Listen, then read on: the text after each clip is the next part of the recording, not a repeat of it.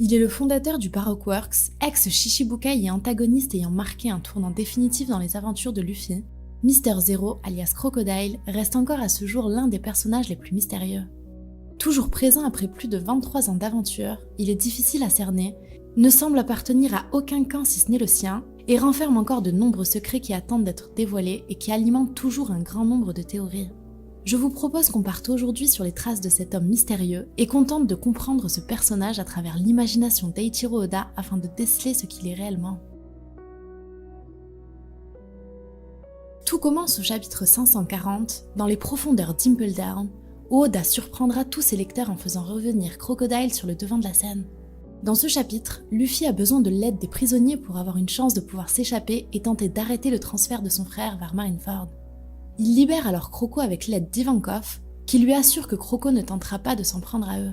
Et ce qui lui permet de s'en assurer, c'est un secret dont il a connaissance à propos de Crocodile et que Croco aimerait tenir confidentiel. Ce secret est à la source de nombreuses théories toutes plus folles les unes que les autres, et l'une des plus connues à ce sujet est certainement celle qui dit que Crocodile serait en réalité une femme. Une femme qui aurait pu changer de sexe grâce au pouvoir des hormones d'Ivankov il y a de nombreuses années et qui ne souhaite pas que le monde entier soit au courant. Mais c'est une théorie à laquelle on croit peu dans l'équipe, car toute la symbolique autour de Crocodile semble nous emmener vers un autre type de révélation qui semble bien plus cohérente avec tous les éléments qu'Eiichiro Oda a dispersés subtilement autour de son personnage. Et les éléments en question ont quasiment tous une thématique en commun, le temps qui passe. Et pour comprendre les nombreuses références au temps autour du personnage de Crocodile, il faut tout d'abord se pencher sur l'une des plus évidentes, celle à l'œuvre de Peter Pan de J.M. Barrie, reprise plus tard entre autres par Disney. Le thème majeur de Peter Pan est le temps qui passe, avec d'un côté les adultes qui sont présentés comme des méchants, et de l'autre les éternels enfants perdus au pays imaginaire où le temps ne s'écoule pas et où l'on ne grandit jamais. L'arc Alabasta et son antagoniste présentent de nombreux parallèles avec cette œuvre. Tout d'abord, le nom de Crocodile fait référence au crocodile de l'œuvre de Peter Pan. Cette bête qui a avalé la main du capitaine Crochet accompagnée de sa montre et qui ne cesse de le pourchasser avec un bruit de tic-tac incessant. Selon toutes les analyses, ce crocodile symbolise le mouvement du temps et son écoulement inéluctable qui nous pourchasse sans cesse jusqu'à finalement nous rattraper à l'heure de notre mort. Il finira d'ailleurs par rattraper et dévorer le capitaine Crochet.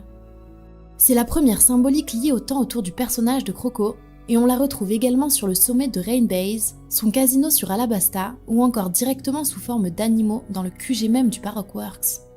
Ce qui vient encore plus confirmer ce parallèle est bien sûr le crochet présent sur la main de Crocodile, qui est une référence directe au capitaine Crochet de l'œuvre de J.M. Barrie, présent sur la main gauche, celle où il est de coutume de mettre une montre. L'autre référence est bien sûr la grande horloge d'Alubarna, qui sera l'un des éléments les plus importants de la fin de l'arc, et qui est une référence claire à Big Ben, la grande tour de Londres qui est l'un des symboles les plus forts de Peter Pan. Ce qui est intéressant est que Crocodile y fera placer une bombe, et la symbolique devient alors encore plus forte, puisqu'on peut y faire une double lecture avec un crocodile qui voudrait tout simplement détruire le temps et son écoulement.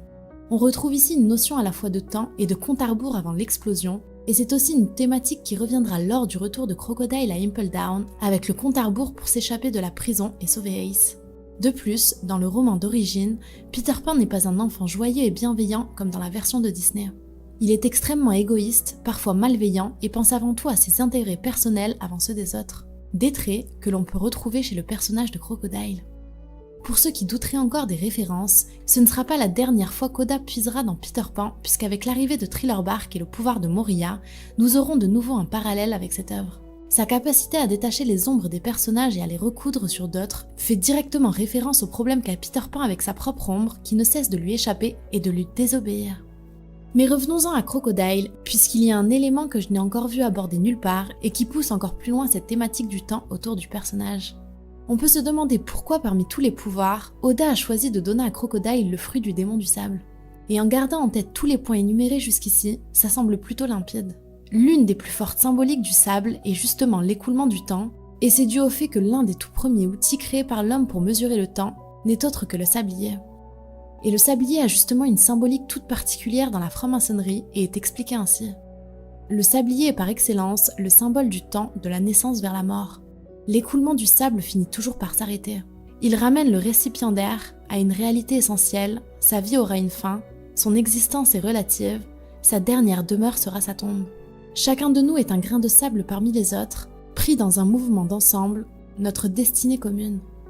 Le grain de sable est ici entendu comme un élément physique, matériel, une chose stérile. La matière finit toujours par périr, par tomber, par mourir. Retourner le sablier, c'est entamer un nouveau cycle de vie, saisir des opportunités, s'autoriser une nouvelle chance, choisir de persévérer dans l'analyse et la réflexion, retourner sa destinée, prendre sa liberté, décider de s'élever. Le fruit du démon de Crocodile pourrait donc être directement en relation avec le temps et nous en dire énormément sur son personnage. Et si je vous parle de franc-maçonnerie, c'est qu'entre son QG de Rainbase en forme pyramidale et sa société secrète le Baroque Works, le parallèle établi par Oda semble évident et vous allez voir qu'on retrouve chez le Baroque Works d'autres éléments qui nous relient au temps. Pour commencer, la quasi-totalité des membres principaux du Baroque Works portent des noms qui marquent un temps. Mis à part Mr. 13, ils sont tous numérotés de 1 à 12 comme les 12 mois de l'année. Ceux qui n'ont pas de numéro sont tous désignés par les noms des jours de la semaine, comme Miss Wednesday ou Miss All Sunday.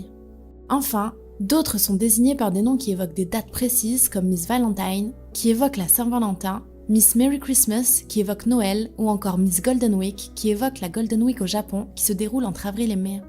Et pour finir, même ceux dont le nom ne semble rien évoquer, comme Miss Doublefinger, sont en fait eux aussi des références à des dates.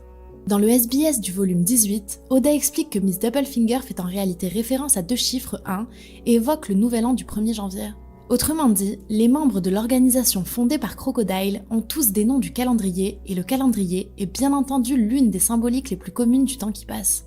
Cela fait donc une fois de plus un élément qui relie Crocodile à cette notion d'écoulement du temps et plus les indices s'accumulent, moins cela semble être une coïncidence. Le dernier élément est tout simplement l'animal auquel fait référence le nom de Crocodile.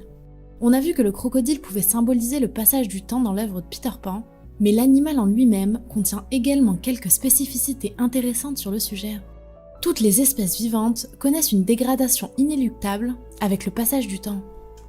En biologie, c'est ce qu'on appelle la sénescence, autrement dit, le processus physiologique qui entraîne une lente dégradation des fonctions des cellules et provoque donc ce qu'on appelle le vieillissement. Mais certaines espèces présentent ce qui est décrit comme une sénescence négligeable, autrement dit, elles ne se dégradent que peu, voire pas du tout au fil des années. Et parmi ces espèces, on retrouve entre autres l'esturgeon, la tortue, ou encore justement le crocodile. Ces animaux ne sont ceci dit pas immortels, mais ils ont la particularité de ne quasiment pas se dégrader au cours de leur temps de vie, et leur mort survient généralement à cause des conditions difficiles de leur milieu naturel, comme les prédateurs ou alors le manque de proie. J'ignore si Oda est aussi méticuleux pour être allé chercher aussi loin lors de la création de son personnage, mais si c'est le cas, ce serait un élément supplémentaire qui montrerait que Crocodile est définitivement un personnage basé autour de la notion du temps qui passe. J'aimerais autant éviter de donner une conclusion trop précise qui aurait de grandes chances de s'avérer fausse, ceci dit, je pense que le secret de Crocodile est étroitement lié avec cette notion de temps qui passe. Qu'il s'agisse de son lien avec Peter Pan, l'éternel enfant et le capitaine Crochet pourchassé par le temps, son organisation le Baroque Works et ses liens étranges avec le calendrier, son fruit du démon du sable qui est lié à l'une des plus grosses symboliques du temps, ou encore son nom qui rappelle une espèce qui a la particularité de bien encaisser l'épreuve du temps, on peut dire que ça commence à faire beaucoup. Selon moi, Crocodile pourrait être un enfant qui aurait été vieilli par Ivankov, comme on peut le lire un peu partout depuis des années, soit au contraire, un personnage qui est présent dans le monde depuis beaucoup plus longtemps qu'on ne pourrait le croire, et qui aurait une sorte de jeunesse éternelle en ayant arrêté le temps d'une manière ou d'une autre. Ce ne sont que des pistes, mais j'espère en tout cas que cette vidéo vous aura fait apprendre des choses et rêver un petit peu autour de l'un des meilleurs persos de l'œuvre d'Eiichiro Oda.